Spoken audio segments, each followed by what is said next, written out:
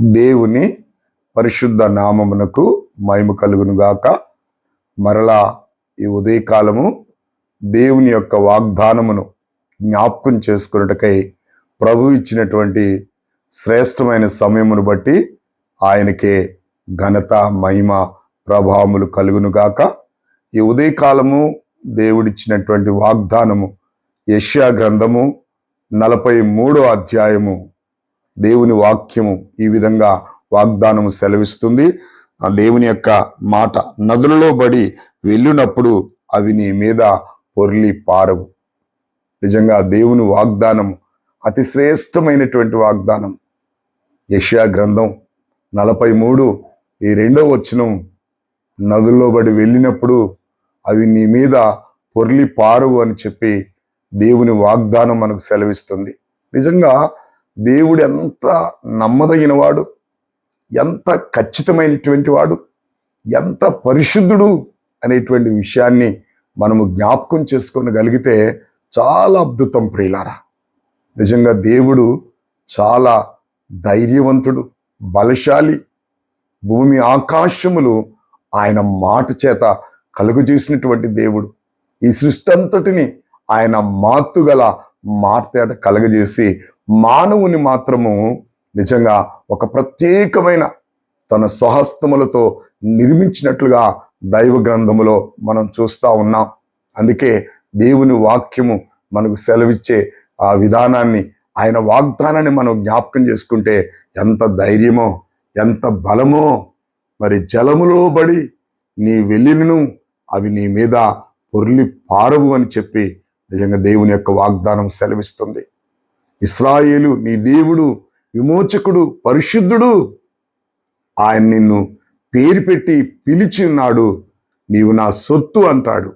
దేవుని నామానికి మహిమ కలుగునుగా.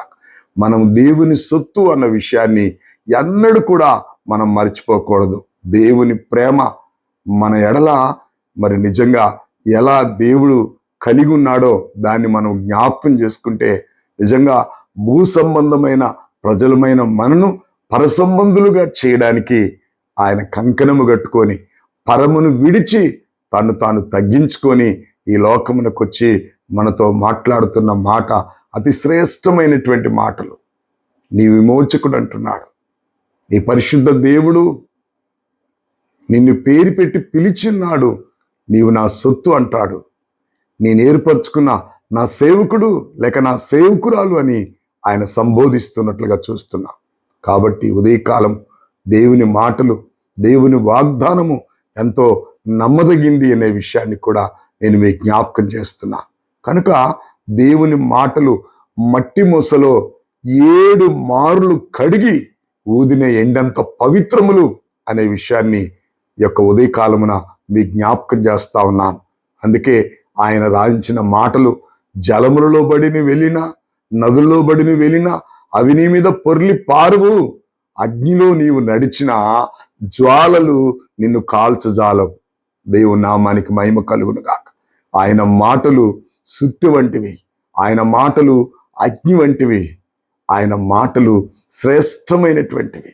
కనుక ఈ ఉదయకాలమున దేవుని వాగ్దానాన్ని ఎత్తిపట్టుకొని ప్రభు సన్నిధిలో మనం సాగడానికి మనలను మనము క్రీస్తులో బలపరుచుకుంటూ ఆయన వాగ్దానాన్ని చేతబట్టుకొని మనం అడుగులు ముందుకేయవలసిన అవసరత ఎంతైనా ఉంది ప్రియులారా. ఈ యెషయా గ్రంథము ఒక ప్రత్యేకమైన గ్రంథముగా మనం చూడగలం.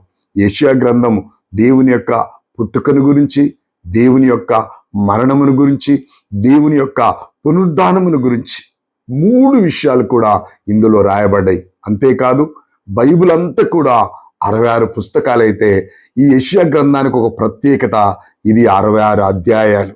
కనుక ఈ శ్రేష్టమైనటువంటి మాటలు, దేవుని వాగ్దానాన్ని ఎత్తిపట్టుకొని ప్రభు కొరకు జీవించడానికి మనలను మనం ప్రభుకు సమర్పించుకుందాం. అట్టి కృప దేవుడు మనకు అనుగ్రహించును గాక. ప్రార్థన చేసుకుందాం. సకల ఆశీర్వాదములకు కారణభూతుడు అయిన మా తండ్రి, ఈ ఉదయకాలం నీ వాగ్దానాన్ని ఎత్తిపట్టి నేను స్తుతిస్తూ ప్రార్థిస్తున్నాము తండ్రి. నదులలో బడి నీ వెళ్ళిను అవి నీ మీద పొర్లి పారువు అని మీరు మాట్లాడుతూ వచ్చారు. జలములలో బడి నువ్వు వెళ్ళినా అవి నీ మీదికి రావు అని చెప్పారు. అందును బట్టి మీకు స్తోత్రాలు. నీవు ఏర్పరచుకున్న నీ జనాంగము అని చెప్పావు ప్రభువా, నీకు స్తోత్రాలు. నీవు పరిశుద్ధుడవు తండ్రి. అయినా పేరు పెట్టి నిన్ను పిలిచి ఉన్నాను, నీవు నా సొత్తు అని మాట్లాడావు ప్రభువా. నీవిచ్చిన వాగ్దానాన్ని బట్టి నిన్ను స్తుతిస్తూ ఘనపరుస్తూ ఆరాధిస్తూ నీకు మాత్రమే లోబడి నీ చిత్తము ఈ భూమి మీద ఉన్నంతకాలం జరిగించుటకు నీ బలమైన ఆత్మతో నింపి నన్ను మమ్మల్ని నీ మహిమ కొరకు వాడుకుంటూ రమ్మని యేసుక్రీస్తు నామములో అడిగి వేడుకొంచున్నాను తండ్రి. ఆమేన్. దేవుని పరిశుద్ధ నామానికి మహిమ కలుగును గాక. మీరిన్నటువంటి వాగ్దానం ఈ దినమంతా ఎత్తుపట్టి దేవుని స్తుతిస్తూ ఇతరులను షేర్ చేసి మీరు ఆశీర్వదించబడాలని మనవి చేస్తున్నాను. God bless you all.